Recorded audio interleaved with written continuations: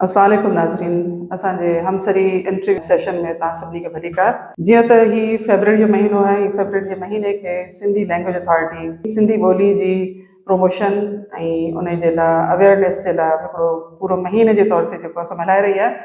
त असां सोचियो त असां बि हिन जेको आहे सो कार्य ख़ैर में थोरो पंहिंजो हिसो विझूं ऐं असां बि ॿोली जेके माहिर खे घुराए उन सां थोरी ॻाल्हि ॿोल कयूं। ऐं अॼु असांजे स्टूडियो में हमसरी जे स्टूडियो में मौजूदु आहिनि अदा इदरीस जतोई साहब आहिनि, जेके पाण राइटर बि आहिनि, पाण रिसर्चर बि आहिनि ऐं पाण ब्यूरो ऑफ करिकुलम जो हिसो बि रहिया आहिनि।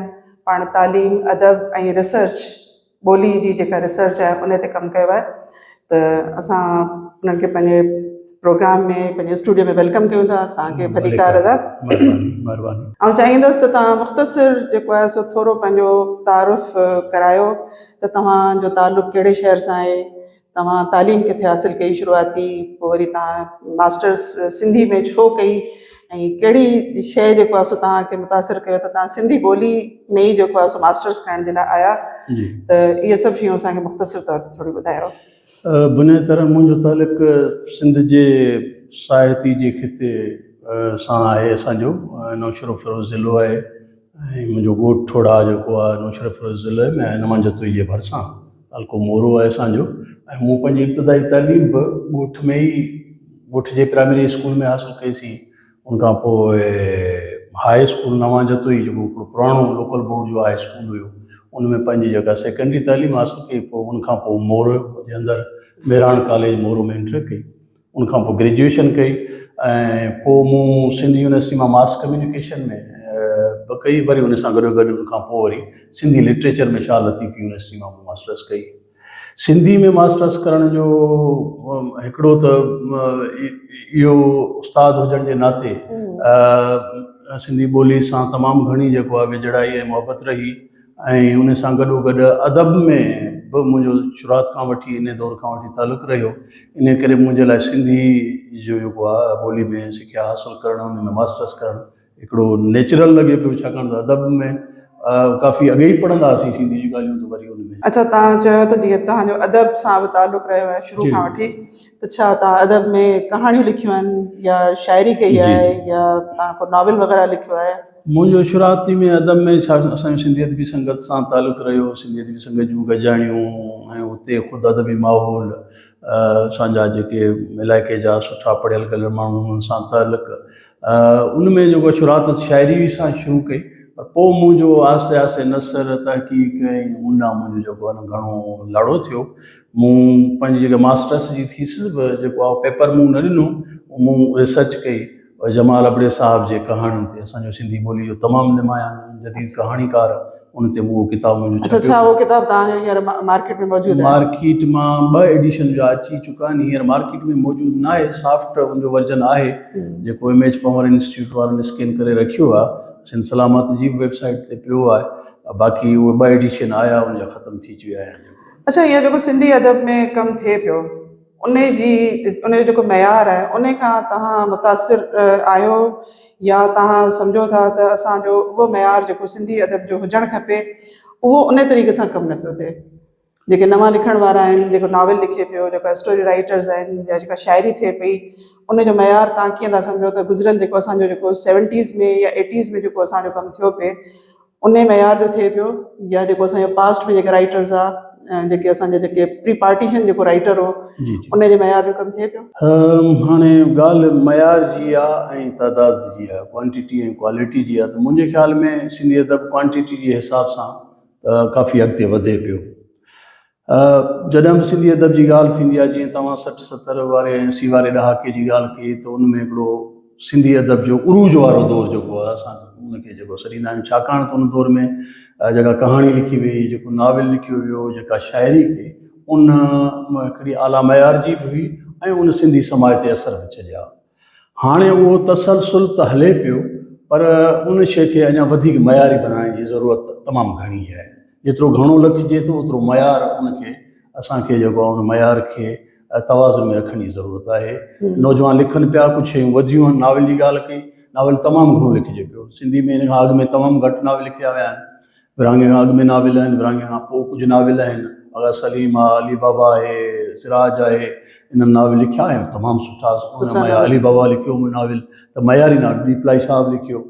त हाणे उनखां पोइ हींअर नौजवान तमामु घणो लिखनि था, पर उन में जो ज़ाहिर आहे शाइरी बि तमामु घणी थिए थी, जेतिरी शाइरी थिए थी, जेतिरो नाविल अचे थो, कहाणी बि लिखिजे पई, ओतिरो उन निस्बत सां मयार खे अॻिते वधाइण जी ज़रूरत आहे। अच्छा, हींअर असां जेकॾहिं ॾिसूं त सिंधी अदब में कमु करण वारा, जीअं तव्हां चयो त तमामु घणा माण्हू आहिनि जेको कमु कनि पिया, तादाद इलाही आहे, ऐं मयार जेको आहे उहो बि वक़्त सां गॾु उमेद आहे त जॾहिं असांजो पढ़ंदड़ वधंदो, लिखंदो रहंदो जेको राइटर आहे, त मयार हिकिड़े ॾींहुं ज़रूरु जेको आहे असांखे उमेद आहे त असां उन खे बि अचीव करे वठंदासीं। पर असांजी जेका ॿोली आहे उन खे हींअर असांखे जेको स्पेशली घरनि में ॻाल्हाई थी वञे, जेको असांजो आम जेको शहरी आहे, जेको सिंधी माण्हू जेको नंढनि शहरनि मां, ॻोठनि मां जॾहिं वॾनि शहरनि में थो अची वञे, त उहो माण्हू जेको आहे सिंधी ॿोली खे क्विट थो करे छॾे। त इहो हिकिड़ो चैलेंज जेको आहे उहो शहरनि जे ॿारनि खे ऐं माइटनि खे इहो वॾो हिकिड़ो चैलेंज आहे, त इन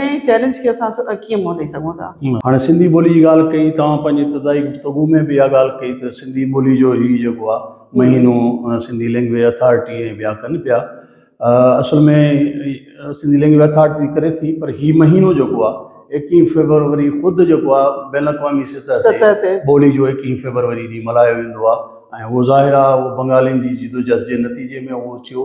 त सिंधी लैंग्वेज अथॉरिटी हिन साल खां सभिनी स्टेक होल्डर्स खे घुरायो, जंहिंमें उस्ताद तंज़ीमूं बि आहिनि, जिन में सिंध ग्रेजुएट एसोसिएशन बि आहे, सिंधी अदबी संगत बि आहे, ऐं समाज जा असांजा बंधू गॾियल आहिनि। त हीउ सॼो महीनो जेको आहे सिंधी ॿोली जी जागरता जो महीनो करे मल्हायूं पिया। ऐं इन सिलसिले में जेको तव्हां सुवालु कयो आहे, जंहिं चैलेंज जी ॻाल्हि कई आहे, इहो ॾाढो तमामु हिकिड़ी साइड ते मूं ॻाल्हि कई आहे, हिकिड़ो चैलेंज आहे, चैलेंजिस आहिनि, ललकारूं आहिनि, असांखे तमामु घणियूं ललकारूं। इहा त हिकिड़े प्रॉब्लम जी ॻाल्हि कई आहे, ऐं अॻियां हली तव्हां सां बि सिंधी ॿोली खे तमामु घणियूं ललकारूं दरपेश आहिनि। सिंधी ॿोली लाइ मौक़िया बि आहिनि, त सिंधी ॿोली लाइ ललकारूं बि तमामु आहिनि। उन ललकारनि या चैलेंजिस में जेको आहे तव्हां हिकिड़े चैलेंज जी ॻाल्हि कई, त उन सिलसिले में मुंहिंजे ख़्याल में हिकिड़ो त इहो पहिरीं इतला तलकी असां वालदेन जी बि आहे, त ॿार खे जेका घर में असां ॿोली ॾियूं पंहिंजनि ॿारनि सां, असां बेशक उनखे सॼी जदीद दुनिया जा सभु इल्म सेखारियूं, पर ॿोली हिकिड़ी बुनियादी शइ आहे, पंहिंजी जेका मादरी ज़बान आहे, पंहिंजी ॿोली आहे, उहा ॿार जी जेका ज़हनी, जिस्मानी ऐं इंटेलेक्चुअल डेवलपमेंट आहे, उन में ॿोली तमामु अहम किरदारु अदा करे थी। त असां पाण ख़ुदि जेको आहे उहा कोशिशि, शौरी कोशिशि नथा कयूं। लाशौरी त ज़ाहिर आहे, हिकिड़े घर में सिंधी ॿोली जो ॻाल्हाईंदड़ जो घर आहे, उन में उहा ॻाल्हाइजे थी, पर उन ते हिकिड़ी शौरी कोशिशि करण जी ज़रूरत आहे। छाकाणि त वरी जॾहिं असांजे ॿारनि जी स्कूलिंग थिए थी, त उन में स्कूल्स में ॿार विराइजी था वञनि शहर में अची, ऐं सरकारी स्कूलनि में बि ॿार आहिनि, पर अॼु सरकारी स्कूल जे मयार ते जेके सवाल आहिनि, इन करे वालदेन वरी जेको आहे ख़ानगी स्कूलनि में ॿारनि खे मोकिलीनि था, ऐं ख़ानगी स्कूल में ॿारु जॾहिं घर खां वञे थो त उते सिंधी ॿोली जे तइलीम ते, उनजी सिख्या ते, ऐं उनजे जेको आहे उन ते बिल्कुलु तवजह नथो, ध्यानु नथो ॾिनो। को हिकु अधु स्कूल हूंदो जेको पंहिंजे तौर ते कोशिशि कंदो हूंदो ख़ानगी स्कूलनि मां, पर मजमूई तरह ख़ानगी स्कूल हिकिड़ा उन में हिकिड़ी त वॾियूं चेन्स आहिनि, उहे बिल्कुलु ध्यानु नथा ॾियनि। उन्हनि जी सिंधी ॿोली जी तरजीह छा, सिंधी ॿोली खे पढ़ाइण लाइ तयारु न आहे। हालांकि ॿारनि खां सिंधी ॿोली जा वालदेन हज़ारे रुपया उन्हनि ॿारनि लाइ भरनि था, त उते जिते हू साइंस पढ़नि था, जिते हू रियाज़ी पढ़नि था, जिते हू समाजी अभ्यास पढ़नि था, त उन्हनि खे सिंधी ॿोली, जिते हू उर्दू पढ़नि था, अंग्रेज़ी पढ़नि था, त पोइ माउ ॿोली खां महरूम। मतिलबु ॿार जो हक़ आहे त उनखे मादरी ॿोली पढ़ाई वञे, पर उहो हक़ नथो ॾिनो वञे। बिल्कुलु हक़, बेसिक नर्व ॿार जो हक़ आहे, इंसानी हक़ आहे, फंडामेंटल राइट आहे हर माण्हू, हर ॿोली ॻाल्हाईंदड़ जो, नर्व सिंधी ॿोली ॻाल्हाईंदड़ जो, पर जेको बि ॿार आहे उनखे मादरी ॿोली उनजो बुनियादी हक़ आहे। सो उहो जॾहिं नथा ॾियनि त ॿार स्कूल खां डिस्कनेक्ट थिए थो पंहिंजी ॿोली खां, त घणो वक़्तु स्कूल में रहे थो, पोइ वरी छा था कनि त प्राइवेट स्कूल्स जी चेन्स जेके आहिनि उहे वरी वालदेन खे इन ॻाल्हि लाइ मजबूर था कनि, तव्हां घरनि में हिन सां उर्दू ऐं अंग्रेज़ी में ॻाल्हायो। त नाले मातर तरक़ी जे नाले में जेको आहे, नाम निहाद तरक़ी जे नाले में, त तव्हांजो ॿारु तरक़ी कंदो जेकॾहिं जेको आहे ॿियनि ॿोलियुनि में ॻाल्हाईंदो, पंहिंजी ॿोली प्रोफेशनल लाइफ में हुनखे इंग्लिश कमु ईंदी, इंग्लिश कमु ईंदी, जॉब ऐं ॿियूं शयूं, पर असां चऊं था असांखे इंग्लिश खां या दुनिया जी तमामु बैन अवी ज़बान आहे, अंग्रेज़ी हुजे, उर्दू हुजे, ॿियूं ॿोलियूं हुजनि, पर उन्हनि खे असां इन ॻाल्हि लाइ जेको कयूं था त पंहिंजी मादरी ज़बान जी कास्ट ते जो क़ुर्बान करे ऐं मादरी ज़बान खे रद्द करे ॿियनि ॿोलियुनि में तरक़ी कंदासीं, इहा हक़ीक़ी तरक़ी न थी। अच्छा, मुंहिंजो सवाल हिते तव्हां खां इहो हूंदो त हिकिड़ो ॿारु जेको पंहिंजी ॿोली सां डिस्कनेक्ट थो थिए, तव्हां उस्ताद बि रहिया आहियो, तव्हां करिकुलम जेको बोर्ड में बि रहिया आहियो, ऐं तव्हां इंटेलेक्चुअल जेकॾहिं पर्सन जी हैसियत सां ॾिसो, जॾहिं ॿारु पंहिंजी ॿोली सां डिस्कनेक्ट थो थिए त उनजे मथां, छो जो हू हाणे इंग्लिश बि सिखे पियो ऐं इंग्लिश बि कंप्लीटली उन कोन सिखी आहे, उर्दू बि जेका आहे असां हुनखे मुकमल तौर ते नथी अचे, ऐं घर में जेका ॿोली आहे उहा बि हाणे हुनजी उहा टुटल फुटल थी वञे, त उन सां हुन ॿार जी जेका साइकोलॉजी आहे, नफ़्सियात जेका आहे, उन ते कहिड़ो असरु पवंदो ऐं उहो साइकोलॉजिकल जेको असरु आहे उनजी शख़्सियत ते कीअं पवंदो? तमामु आम सुवाल कयो आहे तव्हां, इहो ख़ासि तौर ते तइलीम में ॿोली में तमामु आम सुवाल आहे त ॿार जी जेका शख़्सियत जी तमीर आहे ऐं ज़हन जी जेका वाध वीज आहे, उन ते जेको आहे जेकॾहिं ॿार जी सिख्या जेका आहे उहा टुटल आहे ऐं उनमें जी शख़्सियत टुटी थी वञे, जेकॾहिं तव्हां उनखे उन में उहो एतमाद ऐं उन में उहे सलाहियतूं, उन में उहे एबिलिटीज़ पैदा न थींदियूं, जेकॾहिं इन लेवल ते ॿार खे असां जेकॾहिं पंहिंजी ॿोली खां महरूम कयो ऐं जंहिं ॿोली में ॿारु सोचे थो, जेका ॿोली हुनजे दिमाग़ में न्यूरॉन्स में मौजूदु आहे, उहा ॿोली जेकॾहिं हुनखे, छाकाणि त इन ते एजुकेशन सॼी दुनिया जा तमामु घणा अक्सर मुतफ़िक़ आहिनि त ॿार जी जेका ज़हनी डेवलपमेंट थिए थी उहा मादरी ज़बान जे ज़रिए थिए थी, ऐं ॿार पुख़्ते नमूने सां जा तसवर जेके पुख़्ता थियनि था उहो मदर टंग जे थ्रू थियनि था। जेकॾहिं तव्हां उनखे मज़बूत ऐं सघारू न कंदो त उहो उहे ॿार जेके पंहिंजी मादरी ज़बान में वधीक सघारा आहिनि त उहे अॻिते हली ॿियनि मज़मूननि में बि, उहे साइंस जा मज़मून हुजनि, मैथमेटिक्स जा हुजनि, मैनेजमेंट जा हुजनि, कॉमर्स जा हुजनि, मेडिकल जा, जंहिं बि शोबे में वेंदा उहे ॿार वधीक सुहिणे नमूने सां पंहिंजी कारकर्दगी ॾेखारींदा, ॿियनि ॿोलियुनि में बहितर नमूने सां उहे ॿार सिखी सघंदा। जेकॾहिं पंहिंजी ॿोली जे बुनियाद ते उन्हनि जी सिख्या हूंदी बहितर, त उहे ॿियनि ॿोलियुनि खे बहितर नमूने सां सिखी सघनि था। सॼी दुनिया में ॾिसो, दुनिया जा जेके बि तरक़ी याफ़्ता मुल्क आहिनि, तरक़ी पज़ीर मुल्क आहिनि, उते जी जेका स्कीम आहे उन्हनि जी तालीम जी, उन में बि ॾिसंदो त पहिरीं मदर टंग आहे, पोइ अॻियनि क्लासनि में उनखे जेको आहे ग्रेजुअली मरहलेवार उनखे ॿियनि ॿोलियुनि जी सिख्या बि ॾिनी थी वञे। सो भली ॿियूं ॿोलियूं बि सिखनि, ॿिया मज़मून बि सिखनि, पर उनजी शख़्सियत ॿार जी तमीर पंहिंजी मादरी ज़बान जे बुनियाद ते मज़बूत थींदी ऐं उनजा सिखण जा तसवर बि पंहिंजा मादरी ज़बान जे बुनियाद ते उनजा सगारा थींदा।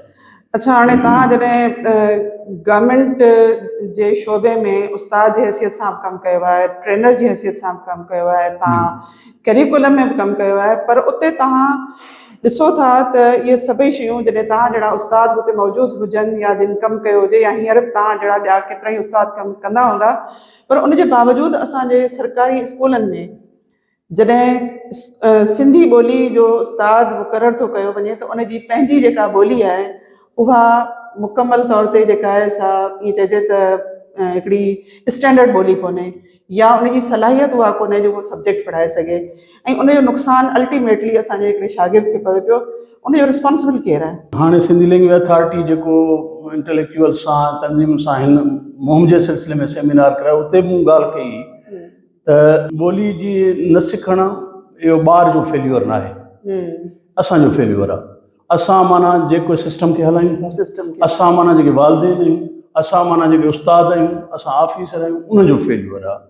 हाणे सवाल जेको ॿोली जो आहे, सिंधी ॿोली जो, उहो मुंहिंजे ख़्याल में रुगो ॿोली जो सवाल सां गॾोगॾु सिंध जे अंदरि मयार तइलीम जो बि सवाल आहे। हाणे असांजो ॿार जेको सरकारी स्कूल जो आहे या ख़ानगी स्कूल वठो, ख़ानगी स्कूल बि सवाइ एलियट क्लास जा जेके हाई फीस वठनि था, कास्ट अदा कनि था, बाक़ी जेके ख़ानगी स्कूल आहिनि उन में उहो क्वालिटी एजुकेशन उते बि जेको आहे का मयारी न आहे, बल्कि उते चऊं त ॿार जी लैंग्वेज ख़राब कई थी, अञा रोट मेमोराइज़ेशन, अञा उनखे जेको उन्हनि शयुनि खां वठी था वञनि। त हाणे सुवाल इहो आहे त मयार तइलीम सिंध जे अंदरि ओवरऑल पूरे पाकिस्तान में, असांजा हाणे सूरत हाल इहा आहे त पाकिस्तान उन्हनि मुल्कनि में अचे थो जिन में स्कूल खां ॿारनि जो तइदादु तमामु वॾे में वॾो, किरोड़नि में 20 मिलियन खां मथे आहे। हाणे असांजा अधु ॿारड़ा त इहे कटिजी विया, बाक़ी जेके ॿ अधु ॿारड़ा असां वटि अचनि था उन्हनि खे तइलीम कहिड़ी मिले थी। सो न रुॻो सिंधी में, पर जेके असेसमेंट रिपोर्ट्स अचनि थियूं उहे असांखे ॿुधाइनि थियूं त असांजा ॿार रियाज़ी में 72 न पिया परफॉर्म कनि, साइंस में परफॉर्म न पिया कनि, ऐं ॿोली में त अञा बि घटि। यानी तव्हांखे असर जूं रिपोर्ट्स जेके सॼियूं जेको पाकिस्तान में अचनि थियूं, हिकिड़ो इदारो आहे जेको आहे तहक़ीक़ जो इदारो आहे, उहो ॿुधाए थो त असांजा ॿार जेके 5 दर्जे में ॿारड़ा आहिनि उहे उन्हनि खे 3 दर्जे जी का आखाणी, के जुमिला ऐं के ॿोली जा लफ़्ज़ उहे बि नथा अचनि। 5 दर्जे जो ॿार आहे, 3 दर्जे जी या 2 दर्जे जा डिजिट आहिनि, 2 अदद आहिनि, 3 अददनि वारा उनखे रियाज़ी जा जेके आहिनि उहे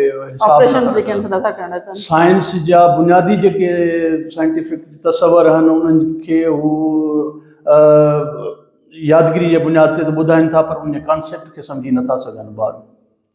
त सिंध जे अंदरि जेको मयार तइलीम किरियो आहे, ख़ासि तौर ते जेको आहे उन जा असर तइलीम पूरी ते पिया आहिनि ऐं उन सां गॾोगॾु सिंधी ॿोली ते बि पिया आहिनि।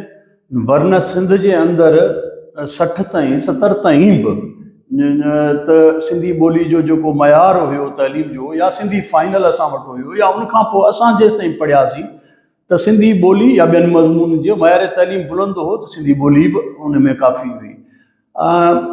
गवर्नमेंट जे पॉलिसीज़ बि उनखे मुतासिर कनि थियूं। पॉलिसियूं सिंध गवर्नमेंट जूं या पाकिस्तान गवर्नमेंट जूं, उहे पॉलिसियुनि में काफ़ी ख़ासि तौर ते सिंध गवर्नमेंट में जेका लेजिस्लेशन थी आहे उहा तमामु घणी आहे, पर उन्हनि शयुनि ते सिंधी ॿोली जे सिलसिले में तव्हां स्पेशल रेफरेंस सिंधी ॿोली जो कयो आहे, उन करे सिंधी ॿोली जो उन्हनि जूं उनखे इम्प्लीमेंटेशन कान थी थिए उन्हनि शयुनि ते।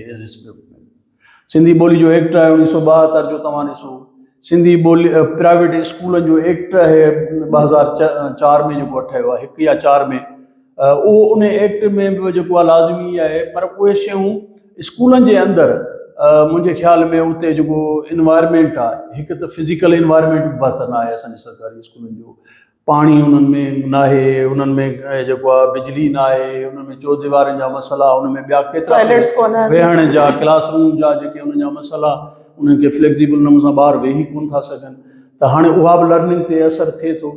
सो मुंहिंजे ख़्याल में ओवरऑल इहे सॼा इम्पैक्ट पवनि था। ॿियो असांजी कम्यूनिटी जी बि लातलकी आहे, असांजा ॿार पढ़ंदा सरकारी में पढ़नि या ख़ानगी में पढ़नि, बहैसियत असां सिंधी ॿोली जा जेके पाण ॻाल्हाईंदड़ आहियूं उन्हनि खे बि उन्हनि जी सार संभाल लहण जी ज़रूरत आहे उहे, पर अल्टीमेटली पेरेंट्स कम्यूनिटी उस्ताद पंहिंजी जाते, पर स्टेट रेस्पॉन्सिबल बुनियादी एजुकेशन जी क्वालिटी एजुकेशन जी रिस्पॉन्सिबिलिटी स्टेट जी बि आहे। त इन सभिनी खे गॾिजी जेका गिफ़लत थिए थी उनखे ख़तमु करे पंहिंजो रोल प्ले कंदा त मुंहिंजे ख़्याल में शयूं बहितर थी सघनि थियूं। ऐं इन में मुंहिंजे ख़्याल में मेन ज़िम्मेवार त ज़ाहिर आहे सरकार थिए थी जेका उनखे जेको इम्प्लीमेंट करे थी, पर उन सां गॾु असां सभु कम्यूनिटी वारा गॾिजी उनखे पंहिंजो फ़ाल रोल अदा कयूं। ऐं हीउ वक़्तु आहे जो इन शइ ते असां ध्यानु ॾियूं, त असां जे हिन वक़्तु ध्यानु न ॾिनो त ईंदड़ असां नसुल अञा बि तमामु घणो इन जी क़ीमत अदा कंदा। अच्छा, ॿोली ज़ाहिरी ॻाल्हि आहे त वक़्त सां गॾोगॾु जेके हालतूं तब्दील थींदियूं आहिनि उन में तव्हांजा लर्निंग जेके रिसोर्सिस हूंदा आहिनि उहे बि तब्दील थींदा रहंदा आहिनि। हींअर जेकॾहिं असां ॾिसूं त ॿार पंहिंजी फिनोमिना जेका आहे उनजे इर्द गिर्द उन मां हू उर्दू बि सिखे पियो घर में, चाहे स्कूल वञे न वञे, चाहे ॿाहिरि वञे न वञे, पर घर में वेठे वेठे हू अंग्रेज़ी बि सिखे पियो, कार्टून्स ॾिसे पियो, सभु कुझु करे पियो।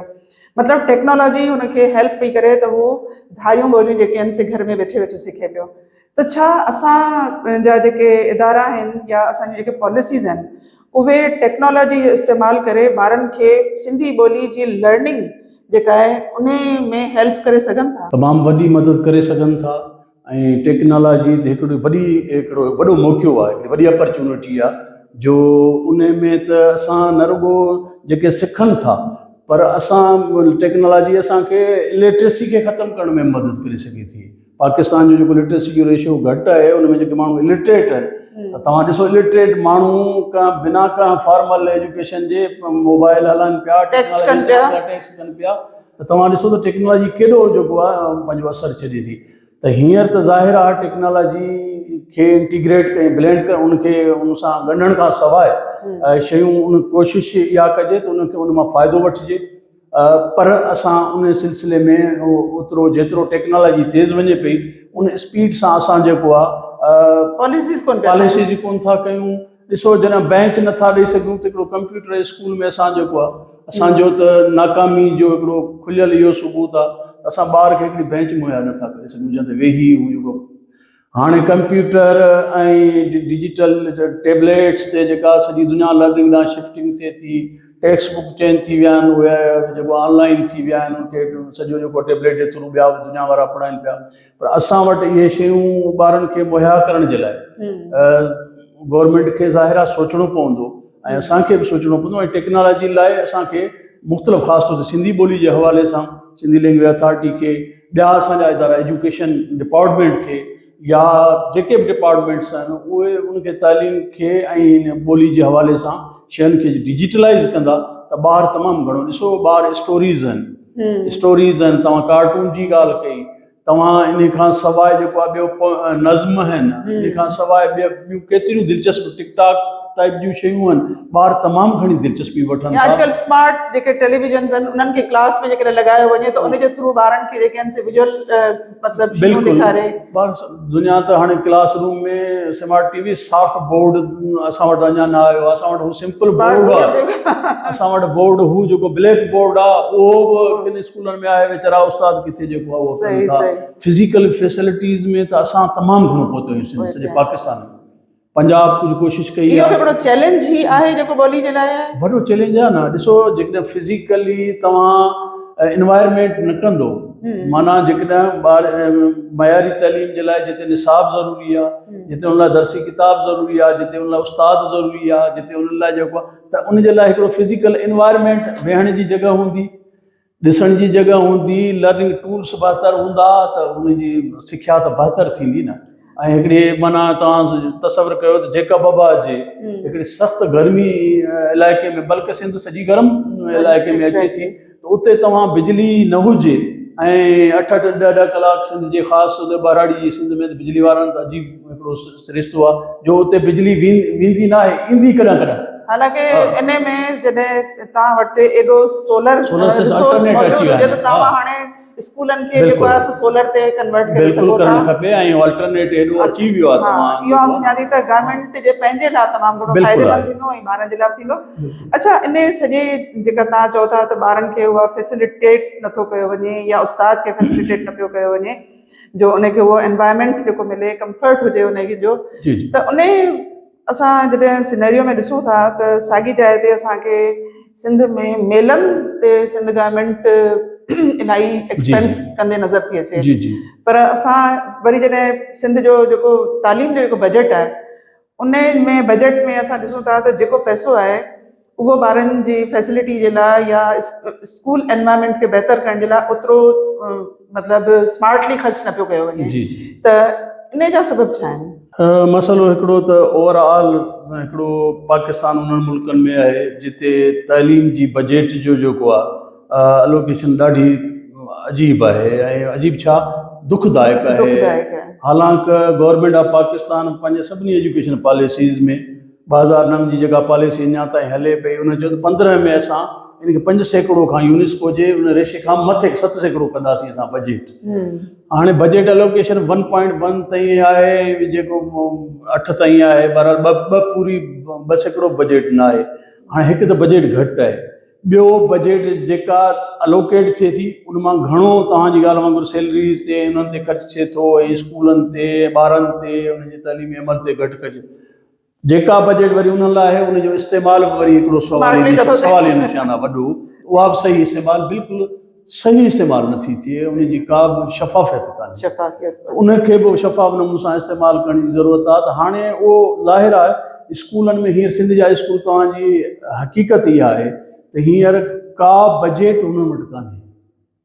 प्राइमरी स्कूल जेके असांजे तइलीम जो बुनियादु आहिनि, असांजे ॿोली जा बुनियादु आहिनि ऐं असांजी हर सिख्या जा बुनियादु आहिनि, त उन्हनि स्कूलनि खे का बजट एलोकेशन कोन्हे। हिकिड़ी SMC जे थ्रू स्कूल मैनेजमेंट कमेटी उनजे मतिलबु मार्फत साल में 24,000 या 25,000 मिलनि था हिकिड़े स्कूल खे। अच्छा, हाणे तव्हां ॿुधायो त इहो स्कूल जेको आहे उहो स्कूल पंहिंजनि उन शयुनि खे कहिड़े नमूने सां मेंटेन करे सघे थो। कहिड़े नमूने सां मेंटेन कंदो। ठीकु आहे, तव्हां तालीम मुफ़्त ॾियो था, ठीकु आहे, तालीम मुफ़्त ॾियो था, साबिक़ मुल्क जे सिंध जे मुल्क जे अधु ॿारनि खे ॾियो था। हालांकि तव्हां चओ था त तालीम सभिनी लाइ असांजी ज़िमेदारी आहे, पर अधु ॿारनि खे बि जेका तालीम ॾियो था उहा मुफ़्त ॾियो था, उन जा दर्सी किताब ॾियो था ऐं नियाणियुनि जे लाइ स्कॉलरशिप बि कुझु क्लासनि में ॾियो था। पर हाणे ॻाल्हि आहे त स्कूल उहो कीअं हलंदो? अच्छा, तव्हां हाई स्कूलनि में बि तव्हां जेको आहे जेको प्राइवेट फंड्स हुया ॿारनि जे पेरेंट्स खां वठंदा, पेरेंट्स रजिस्ट्रियुनि लाइ वठंदा, मैगज़ीन जे लाइ वठंदा ऐं ॿियनि मसइलनि लाइ वठंदा शागिर्दनि खां, उहा ठीकु आहे, तव्हां ख़तमु करे छॾी गुरबत खे ॾिसी। पर हाणे अल्टरनेट निज़ाम त तव्हां ॾियो न उन्हनि खे जेको आहे स्कूलनि खे, उनजे लाइ तव्हांखे फंडिंग जेका आहे वधीक करणी पवंदी, स्पेसिफिक स्कूल स्पेसिफिक बजट तव्हांखे आणणी पवंदी न। तव्हां जनरल बजट आणियो था कुझु, पर स्कूल स्पेसिफिक बजट आणियो, सभिनी स्कूलनि खे ॾियो ऐं हेठि ताईं पावर ॾियो ऐं उनखे डिवाल्व कयो त स्कूल जो जेको हेड आहे उनखे जेको आहे उहो बहितर नमूने सां पंहिंजनि ज़रूरतुनि खे सम्झे। हाणे कॾहिं कॾहिं तव्हां शयूं ॾियो था, स्कूल खे ज़रूरत आहे पाणी जी, कंहिं स्कूल में न आहे, तव्हां ॾियो पिया हुनखे जेको आहे वेही जेको आहे रिपेयर पिया करायो, उहा कहिड़े कम जी? या उनखे तव्हां जेको स्कूल में का शइ ॾियो था त हुनजी जेको आहे तरजीह स्कूलनि जी उहो उतां जो स्कूल डेवलपमेंट प्लान ठहे, जंहिं तहत स्कूल पाण करे उन्हनि खे अख़्तियार ॾिजे। बेशक तव्हां उनखे मॉनिटरिंग कयो, उन्हनि जे यूटिलाइज़ेशन खे उनजी ऑडिट कयो, पर डिवाल्व कयो शयूं ऐं अलोकेट कयो उनखे कुझु फंड्स, त न शयूं बहितर थींदियूं। त इहा सूरत हाल जेको आहे मथे ताईं अचे थी पई। अच्छा, हींअर जेका तव्हां ॻाल्हि कई शफ़ाफ़ियत जी, त शफ़ाफ़ियत जेका आहे उहा असीं पंहिंजे तालीमी निज़ाम में जेकॾहिं ॾिसूं त उनजी पैदा करण जी अशद ज़रूरत आहे, छो जो असां वटि शफ़ाफ़ियत न हुजण जे करे हिकिड़ो अहल उस्ताद जेको आहे उनखे उनजी अहलियत जे बुनियाद ते या महिनत जेको उहो करे थो उनजे बुनियाद ते उहा उनखे इज़त नथी मिले, ऐं जेको हिकिड़ो कमु न करण वारो माण्हू आहे उनजे कमु करण वारे जे विच में को फ़र्क़ु महसूसु असांखे नथो थिए, न प्रमोशन्स में न छा। त इहा शफ़ाफ़ियत जेका आहे उन जी केतिरी वॾी अहमियत आहे तालीमी निज़ाम में, त जेके सुठा टीचर्स हुजनि, जेको सुठो हेडमास्टर हुजे, जंहिंजी परफॉर्मेंस जेका आहे सा ही हुजे, उनजे लाइ छा असां वटि को सिस्टम ठहियल आहे? मुंहिंजे ख़्याल में शफ़ाफ़ियत न रुॻो तालीम जे लाइ, पर हिन सॼे मुल्क जे निज़ाम जे लाइ शफ़ाफ़ियत ज़रूरी आहे। उहा सिहत जे लाइ तालीम जे लाइ ॻाल्हायूं पिया, तालीम जे लाइ, पर शफ़ाफ़ियत ऐं जेका न करप्शन खां पाक जेको आहे न हिकिड़ो जेको ज़ाहिर आहे हिकिड़ी ऑनेस्टी सां उन्हनि जो जेको आहे मुल्क जे रिसोर्स जो इस्तेमालु ज़रूरी आहे। सो शफ़ाफ़ियत जी तमामु घणी अहमियत आहे ऐं उनखे बहितर करण जे लाइ असांखे सॼे मुआशिरे जे अंदरि कोशिशि करणु खपे। हाणे शफ़ाफ़ियत जो जेसिताईं सुवालु आहे, तव्हां स्कूल एजुकेशन जी पाण ॻाल्हि कयूं पिया, उन सां ॿोली बि असांजी तालुक़ु रखे थी। हाणे हेडमास्टर्स जी परफॉर्मेंस या टीचर जी परफॉर्मेंस, इवन ऑफिसर्स जी परफॉर्मेंस, उनजो हिकिड़ो ब्रिटिश दौर खां वठी हिकिड़ो उनजो एन्यूअल कॉन्फिडेंशियल रिपोर्ट जो हिकिड़ो निज़ाम आहे, पर उहो कॾहिं बि उहो बहितर नमूने सां थिए कमु न पियो करे। तव्हां मां अहल आहियां त मूंखां जेको वधीक जेको आहे घटि जेको कारकर्दगी ॾेखारे, हा नाअहल ई चयोसि, पर घटि कारकर्दगी ॾेखारींदड़ जेको आहे उहो उनखे तव्हां उहो वधीक सुठी जेको आहे सालियानी SCR वठे थो, प्रमोशन रेपिडली वठी थो वञे, अहल माण्हू रहिजी था वञनि। ज़रूरत इन ॻाल्हि जी आहे त इन्हनि खे उस्ताद जी परफॉर्मेंस सां लिंक कयो वञे, जेतिरी परफॉर्मेंस सां प्रमोशन खे बि लिंक कयो वञे।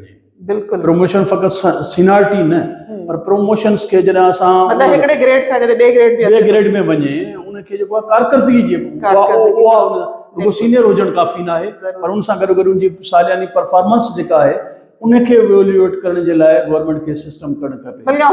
पेरेंट्स खां जेको आहे न इवेल्युएशन जो कॉम्प्रिहेंसिव, उन मां कम्युनिटी, उन मां ख़ुदि स्टूडेंट्स जेके आहिनि उन्हनि जी असांजो हिकिड़ो तमामु बहितरीनु इवेल्युएटर थी सघे थो। उन जे लाइ क्वेश्चनर थी सघनि था, उन्हनि खां कुझु पेरेंट्स खां, कम्युनिटी खां, त हिकिड़ो उन जी परफॉर्मेंस ओवरऑल जे बेस ते उन्हनि माण्हुनि खे तरक़ी उन्हनि जा कया वेंदा त मुंहिंजे ख़्याल में बहितर थींदो। पर इहे शयूं सभु मुंहिंजे ख़्याल में लॻनि थियूं अहिड़ियूं, इन्हनि तजवीज़ुनि ते सरकार खे मुंहिंजे ज़हन में आहिनि, मुख़्तलिफ़ वॾनि आलमी फोरमनि ते, मुल्की फोरमनि ते बि थियनि थियूं, पॉलिसीज़ असांजो ॿ तरह अचनि थियूं, असां ॻाल्हाइण ॿोलाइण में बि ॻाल्हियूं कयूं था, पर वॾो गैप आहे त उन्हनि खे जेको आहे इम्प्लीमेंटेशन थिए उन्हनि ते। वरी अचूं था असीं पंहिंजी ॿोली जी। बारे जेको आहे सो पासे, त असांजी ॿोली जेका आहे उन खे असां बचाइण जे लाइ पूरो महीनो हींअर सिंधी लैंग्वेज अथॉरिटी हिकिड़ी जेका असां मुहिम हलाई आहे, त असीं जेकॾहिं ॻाल्हि कयूं त असांजी ॿोली खे भला कहिड़ा अहिड़ा चैलेंजिस आहिनि जो असांखे पूरो महीनो ॿोली जे लाइ हिकिड़ी मुहिम हलाइण जी ज़रूरत पइजी वई आहे? ॾिसो, ॿोली जे लाइ सिंधी ॿोली या ॿियूं ॿोलियूं, हिकु त तव्हांखे ॿुधायो त हीउ महीनो बल्कि आलमी सतह ते ॿोलियुनि जो जेको आहे सेलिब्रेट यूनेस्को कंदो आहे। उन सां गॾोगॾु हाणे पाकिस्तान जे अंदरि जेको आहे जेके मादरी ज़बानूं आहिनि ऐं ख़ासि तौर ते सूबनि जूं ज़बानूं जेके आहिनि उन्हनि खे ज़रूरत आहे त उन्हनि खे वधीक प्रमोट कयो वञे। मुंहिंजे ख़्याल में सिंधी लैंग्वेज अथॉरिटी जेको फ़ैसिलो कयो आहे उन में इहा बि ॻाल्हि आहे त हिकिड़ा त दूर रस ऐं डिघे अरसे ताईं जा हिकिड़ा मक़सद आहिनि। उहो इहो आहे त सिंधी ॿोली ज़ाहिर आहे उनखे हिकिड़ो दर्जो क़ौमी ॿोली जो दर्जो ॾिनो वञे, छाकाणि त जेके मादरी ज़बानूं आहिनि ख़ासि तौर ते सूबनि जूं, उन्हनि न रुगो सिंधी खे, पंजाबी खे, बलोची खे, पश्तो खे, सराइकी खे, इन्हनि ज़बान जेके तरक़ी वारियूं ज़बानूं आहिनि उनखे जेको आहे हिकिड़ो उहो बाइज़त या उनजी हैसियत जेका आहे वधाई वञे। त इन जे लाइ हिकिड़ो सुजागी पैदा करण जी बि ज़रूरत आहे ऐं इन जे लाइ हिकिड़ो काफ़ी कोशिशूं बि थियूं आहिनि, अॻु में बि थियूं आहिनि, उन्हनि कोशिशुनि खे अॻिते करण जी ज़रूरत आहे। 2010 में शशि पलीजो साहिबा जॾहिं सिंध जी सक़ाफ़ती वज़ीर हुई त उन दौर में सिंधी लैंग्वेज अथॉरिटी साईं मोहम्मद इब्राहिम जोयो, डॉक्टर ग़ुलाम अली अलाना, ॿिया जेके डॉक्टर फहमीदा हुसैन, ॿिया सभु असां सिंधी ॿोली जा जेके बि मतिलबु कमु कंदड़ माण्हू आहिनि उन्हनि ते हिकिड़ी कॉमेडी ठाही, सिंधी ॿोली जो केस हिकिड़ो तयारु थियो, सिंधी ॿोली ऐं ॿियनि ॿोलियुनि उहो सिंधी ॿोली जो न पर ॿियनि ॿोलियुनि खे बि उनखे पाकिस्तान जी सतह ते उर्दू सां गॾु जेको आहे उनखे क़ौमी ज़बानूं करार ॾिनो वञे।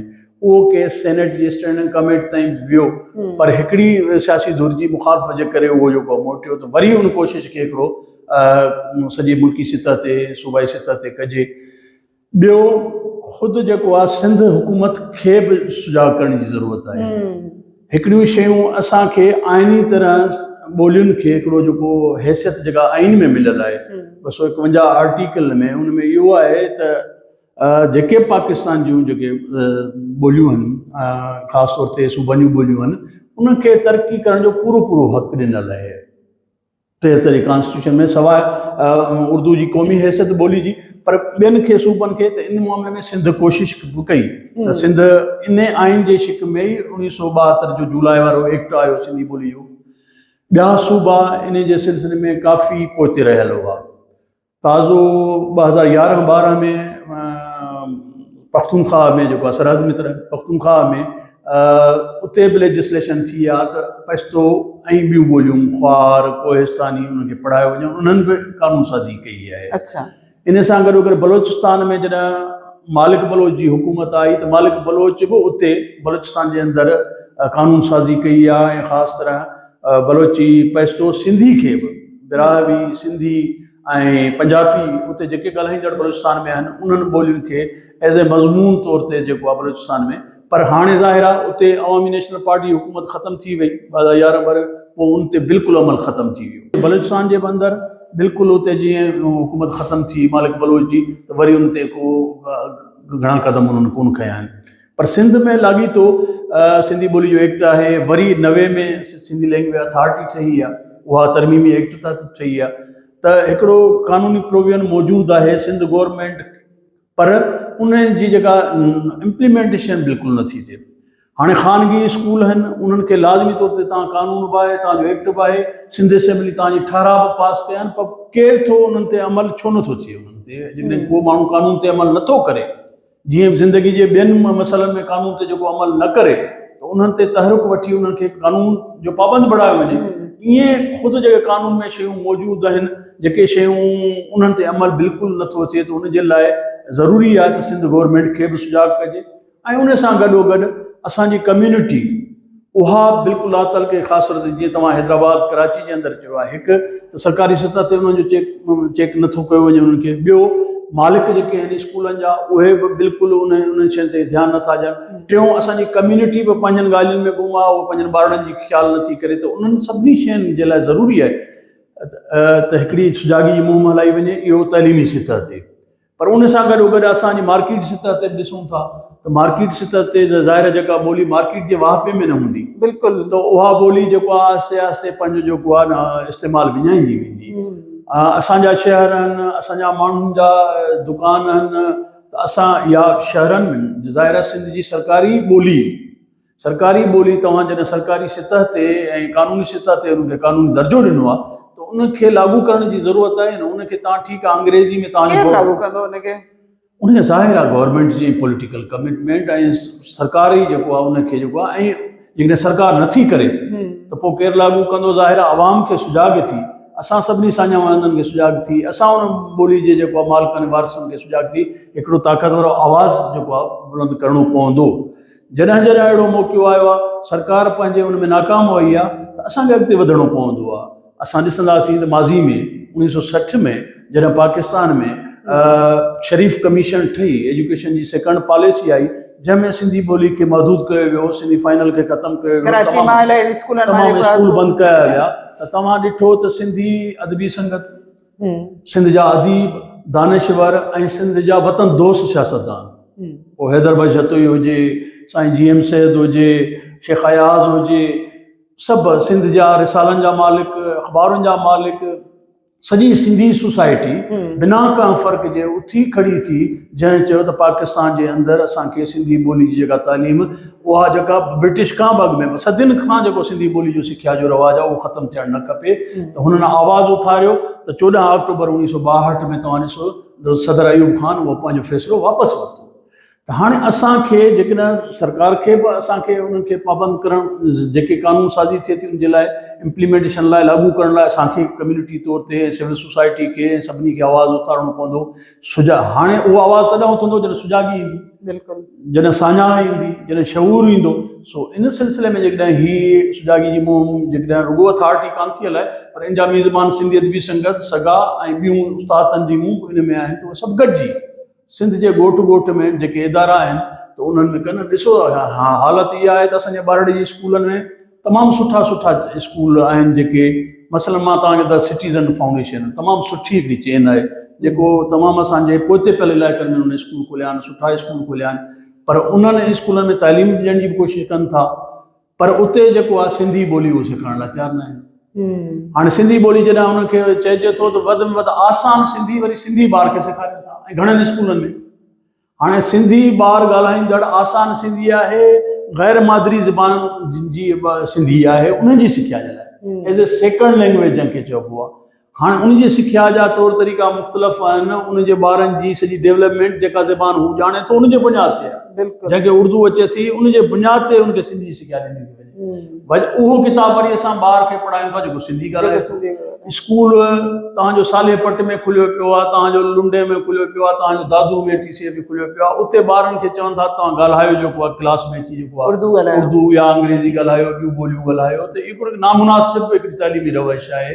ईअं ॿिया चइनि असांजा स्कूल, इहो TC, पर असांजा नंढा टाउन्स में हींअर हिकिड़ी तमामु वॾी जेको आहे स्कूलनि जी कतार में खुलियल आहिनि। तव्हां असांजो नंढड़ो मोरो शहर आहे, 100 खां मथे प्राइवेट स्कूल आहिनि। हाणे उन्हनि स्कूलनि में असांजा मालिक पाण पर सिंधी ॿोली ते उन्हनि जो के हूंदा ॿ चारि जेके सेंसिटाइज़ आहिनि ऐं सम्झनि था तालीमी अहमियत सिंधी ॿोली जी, बाक़ी उन ते तवजो ई नथा ॾियनि, ऐं माइट बि असांजा आहिस्ते आहिस्ते लातालुक थींदा था वञनि।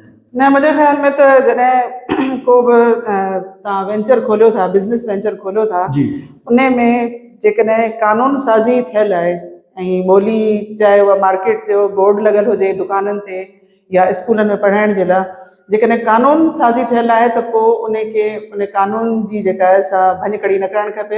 ऐं जेकॾहिं को भञकड़ी करे पियो त उनजे लाइ असां सॼे समाज खे जेको आहे उथणो पवंदो। ऐं हिन वक़्तु असां जेकॾहिं पंहिंजी ॿोली खे ॾिसूं त असांजी ॿोली मार्केट मां गुम थियल आहे न। असीं हालांकि कंज़्यूमर आहियूं, सिंधी जेको माण्हू आहे उहो वॾे तादाद में हर शइ जो कंज़्यूमर आहे, पर उनजे बावजूदि बि उनजी ॿोली नथी ॻाल्हाई वञे। ऐं जेकॾहिं उनजी ॿोली नथी ॻाल्हाई वञे त उनजे लाइ सिंधी कंज़्यूमर जेको आहे पाण जेको आहे उहो हसास कोन्हे। त त उनजी हसासियत खे कीअं वधाए सघिजे जी थो? जी तमामु आम ॻाल्हि आहे त मार्केट मां ॿोली वापार मां वणज वापार मां जेके वाहपे मां ख़तमु थींदी ॿोली त उहा ॿोली आहिस्ते आहिस्ते जेको आहे न उहा उन्हनि मरंदड़ ॿोलियुनि जे वेझो थींदी। ऐं मुंहिंजे ख़्याल में असां ख़ुदि वापेदार जेके आहियूं जेके मार्केट में वञूं था असां पाण उन्हनि सां वञी जेको उन्हनि जी ॿोली था ॻाल्हायूं। असां कोशिशि कयूं। हालांकि आउं हिन हैदराबाद जी मार्केट में वेंदो आहियां ऐं ॻाल्हाईंदो आहे त खोड़ सारा ॻाल्हाइनि था उते काफ़ी जेको आहे कोशिशि कनि था। हाणे असांखे पाण खे ख़ुदि ज़िम्मेवार थियणो पवंदो उन पंहिंजी ॿोली जे बारे में। असां ज़िम्मेवार शहरी जी हैसियत सां ज़िम्मेवार पंहिंजी ॿोली जे हिकिड़े वारस जी हैसियत सां पंहिंजो किरदारु अदा करण जी ज़रूरत आहे। जिते बि वञूं शइ वठणु त उते कोशिशि कयूं त असां जेको आहे हू जॾहिं सिंधी ॿोली सम्झे थो असां ॻाल्हाईंदासीं त सम्झंदो। अच्छा उनजी बि उन्हनि जे मार्केट जी ॿोली आहे आस पास में ॻाल्हाइजे थी त मुंहिंजे ख़्याल में असांखे इन सिलसिले में पंहिंजी जेका गिफ़लत आहे असांजी जेका लातलकी आहे इहा लातलकी असांजी वॾी बीमारी आहे। उहा लातलकी ख़तमु कंदासीं त असांजी ॿोली ज़ाहिर आहे ऐं उन सां गॾोगॾु हिकिड़ो लातलकी असांजो ज़ाहिर आहे मार्केट ते जेको छायल आहे उहो घटि असांजा माण्हू वापार वारे पासे आहिनि। ॿियो असांजो जेको वापार ॾांहुं बि असांखे वधिणो पवंदो। असांजो सिंधी जेको नौकिरी जे आसिरे ते वेठा आहियूं या ॿियनि शोबनि में वञूं था सुठी ॻाल्हि आहे ओॾां कोशिशि करणु खपे पर वापार में जीअं असांजो माण्हू वापार में वधंदो असांजो माण्हू हूंदो ऐं जेसि ताईं असांजा माण्हू थोरा आहिनि हू घणा आहिनि ॿिया मार्केट में मौजूदु आहिनि उहे बि उन्हनि सां बि असां ॻाल्हायूं न रुॻो उते पर असांजूं जेके कारवायूं थियनि थियूं जेकॾहिं असांजो ॿी ॿोली ॻाल्हाईंदड़ हिकिड़ो माण्हू वेठो आहे असां 50 ॼणनि खे छॾे वरी हिकिड़े जी ॿोली ॻाल्हायूं था त उहो कीअं सिखंदो। मज़हर जमील साहब उर्दू जो तमामु सुठो राइटर आहे। मुस्लिम शमीम साहब त ख़ैर सिंधी ॻाल्हाईंदो आहे। इलियास इश्की साहब हुयो उहो बि ॻाल्हाईंदो हो सभु ॻाल्हाईंदा हुआ।